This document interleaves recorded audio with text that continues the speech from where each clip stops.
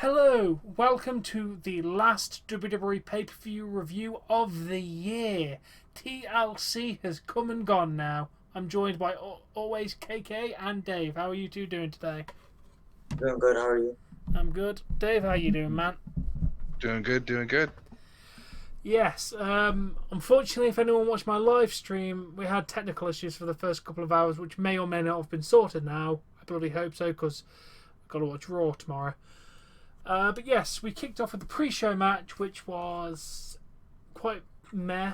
It was Chad Gable, Otis, Daniel Bryan, and Big E. Nice to see Daniel Bryan make a return versus Baron Corbin, Nakamura, Cesaro, and Sami Zayn. It was meh. And non-spectacular. The Big E won.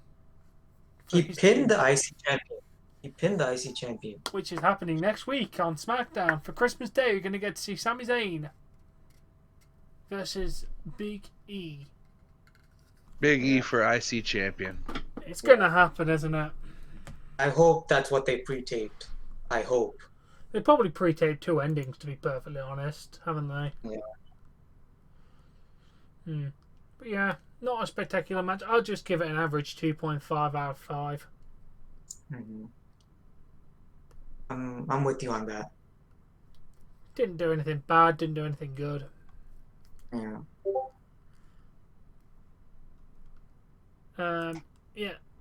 Moving on to the first match of the show, which was the WWE Championship match, Drew McIntyre versus AJ Styles. I was surprised to see that at the start of the show. Yeah, I was very shocked. I mean, Miz cashed in during the match, making it a triple threat match. And you know what? He lost. Good on him. I feel bad. I feel bad that he failed. Like I wanted a Miz title reign, like a short Miz title reign, and then see Miz versus McIntyre and Styles at the Rumble. Yeah. The problem is they've just made Money in the Bank a joke. Otis won it, and then they bounced it around to Miz, and now Miz just failed to cash in. They've just basically made the Money in the Bank briefcase look like a piece of shit that no one should care about. Yeah, well, see you next year, right? For that briefcase. They should have just... They need to treat the Money in the Bank with respect, which they really didn't this year. Yeah. The match was pretty good, though. Yeah, the match 40 minutes? was fantastic. 40 minutes? Pretty good. Yeah, it was a very... It didn't feel like 40 minutes once it started getting going. Which it was a kind of slow start, but once it got going, I can definitely agree with that too. It was very slow to start, but once it picked up though, I'd have to give it a 4 out of 5. I'd say. I gave it a 3.5 just because of the slow start. Yeah, I see where you're coming from. I'm gonna have to. Those are both very good points. I'm gonna give it like a 3.5, right in the middle. Fair enough. Then we go to the most shocking moment of the night. Sasha actually retained a championship for once. Holy crap! Was my response to that. I kind of half expected they would keep it on Sasha. Yeah, Sasha versus Carmella. Carmella lost. I mean, sad because I really wanted to see Carmella win the championship because I like Carmella as a champion. She does a good job. I don't think this is over yet, though. Yeah, I mean, maybe Sasha will drop it at Royal Rumble, or maybe she'll keep it till Mania and actually have that big match with maybe a big match with Becky or Bayley. Yeah, that's what I'm saying. You can't. I swear to God, if we see Sasha versus Bayley again, I'll fucking scream. No, please no. I don't want to see Bayley anywhere near that championship for a long while. God, she held it for too long, didn't she? Way too long. Over a year. Yeah. But yeah, what would you rate Sasha versus Carmella? I'd say it was better than it was a good match. I'd give it a 3 out of 5. It was a good match. I'm gonna say 2 out of 5. I'll give it a 3. I mean, it wasn't over the top, but it was a good showing from the both of them. Definitely. Now, KK, you're saying it's worse than the tag match on the pre-show? I wasn't really feeling it. Like it was kind of like boring me. Jesus. Yeah. Oh, fair enough. Then we go to the Raw Tag Team Championship match. The New Day versus the Hurt Business. Hurt Business won, so not surprising at all. Business is booming. Yeah, I mean, thank God the New Day lost. The match was shit, though, to be perfectly honest. The match was shit. It really was. I'm going to have to give it a 2 out of 5. It was the worst show on the worst match on the show, in my opinion. Yeah. I'm just happy that there's new champions because like I'm pretty sure like New Day they've held it. They've gotten how many Raw tag team reigns? About 10 times, I think. 6 or 7 on Raw and Yeah. like 3 or 4 on SmackDown. Time to give it to someone who's never held them, you know. Yeah. Maybe make the Hurt Business look strong now. Yeah. Well, for predictions, I hopefully they can get along. I think they might have some beefing between each other and then end up losing the titles maybe. Maybe. Yeah. Yeah, it was. I said during the prediction stream that I've noticed some dirty looks going the way of Cedric Alexander while he's celebrating. So wouldn't be too far off to say that there's a little bit of dissension in the Hurt Business. Most likely. But we'll have to wait and see. We then move on to the the Women's Tag Team Championships. Nia Jackson, Shayna Baszler versus Asuka and Charlotte Flair. Surprise, Who surprise. nobody Charlotte wanted to see. What everybody predicted. Everybody Yep. predicted, nobody wanted to see, and it happened. And you know what? They fucking won the championships. Like everyone knew they would. Yeah. Once you have a flair, there's no such thing as losing. The match was, it was all right. I only half paid attention to this match because I kind of got bored of it. Do you want to tell me if it was good? Nope, because I was busy talking with the folks that I had here in the. Did anybody actually watch the match? I will say one thing, like it was kind of nice to see them like actually like get along because like I feel like Asuka's best revival was Charlotte, and like now they're actually like tag team partners, and this is for Charlotte's first time as a tag team champion, and Asuka 2 belts. Yeah, was the match actually good though, KK? I'm gonna say 4 out of 5. Jesus Christ, do you really like the match? I'm gonna say 4 out of 5. Jesus. From what I saw, it was average, so I'm just going to go a bit above average with 2.75. Wait, we can do 0.75? I didn't know that. Yes, Yeah. It goes up an influence of 0.25 in the way I do it, anyway. All right. Yeah, I like I said, I really didn't watch that match, so I can't really give an opinion. But grats to Asuka being Asuka 2 belts. Yeah. Yeah. We then move on to the match of the night. Oh yeah. You know how Roman Reigns matches normally start slow? This one fucking didn't. Nope, not at all. This match was one of my favourite matches of the entire year.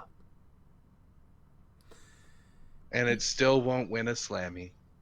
Yeah, like you obviously had the Jey Uso got involved very early, and a lot of Jey Uso beat down from Roman, which I really from Owens, which I really liked. There was a lot of false finishes, a lot of big moves and big spots. It was generally one of my favourite matches. Yeah. I would generally have to give this match a 5 out of 5. Yeah, you took the words right out of my mouth. Like the thing we just witnessed, like I can peacefully say this is like second best match of the year for me. First is Drew versus Roman. It was like this KO versus Roman feud. Like what a story, what a match. Pay-per-view was insane.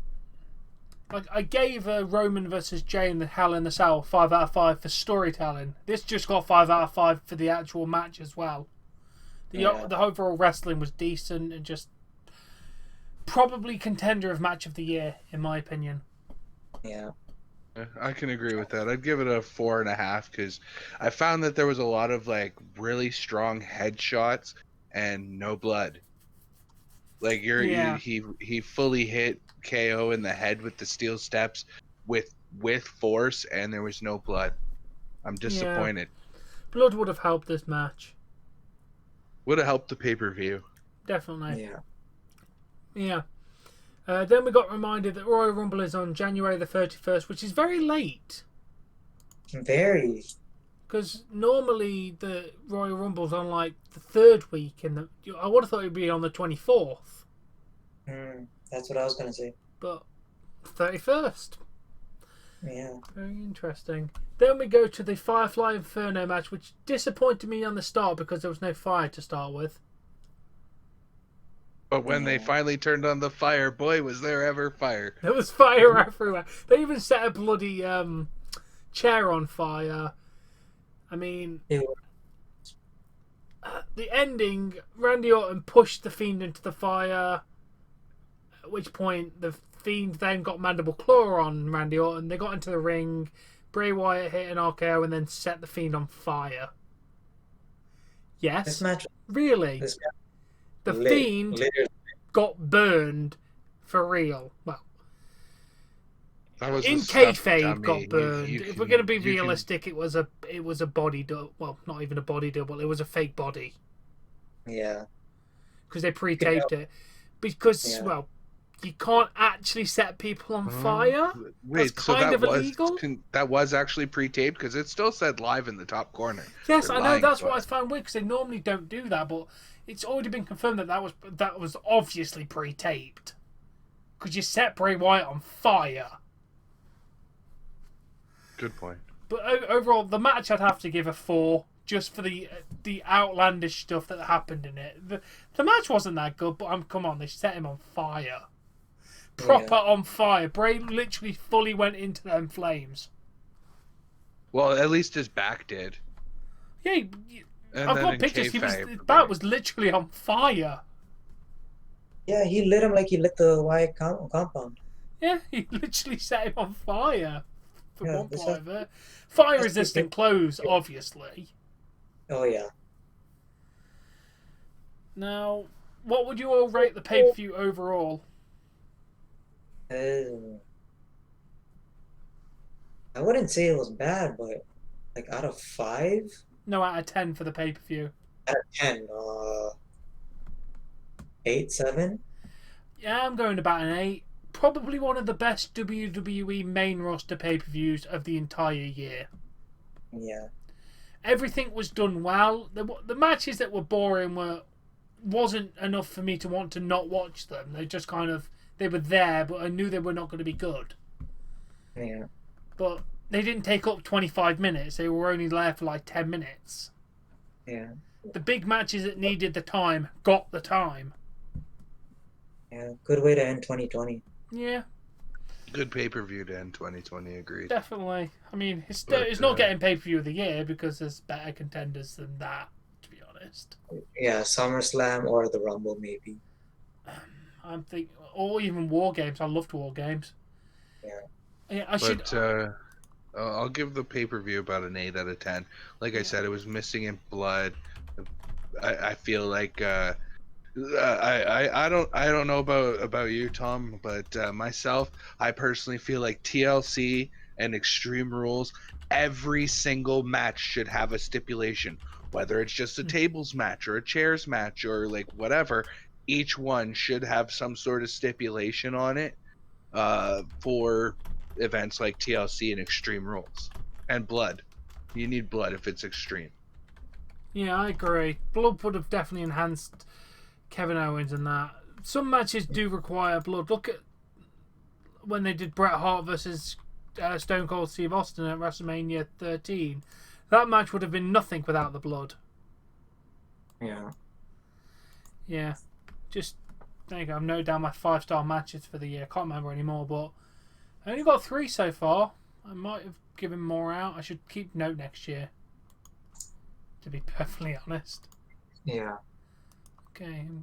But yes, overall, great way to end 2020 WWE main roster pay-per-view wise. I mean, we still have 2 more SmackDowns and 2 more Raws,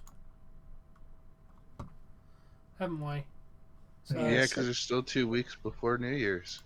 yeah, because obviously we've got the 21st and 28th of Raw, and then the oh no, only 1 more SmackDown because it's New Year's Day for the next SmackDown after the 25th. So yeah, 1 more SmackDown and 2 more Raws. So it will be interesting to see how they end the last show of the year. The last show of the year is in NXT, so on Wednesday is the last wrestling show of the year. AEW and NXT are the last shows. Be interesting to see how they end the 2020. But as always, make sure you go check out Dave, Crack Green Productions on YouTube. Make sure you like and subscribe, and I'll be live for all wrestling shows throughout 2020, 2021, 2022. We'll be back tomorrow evening. Good night and goodbye.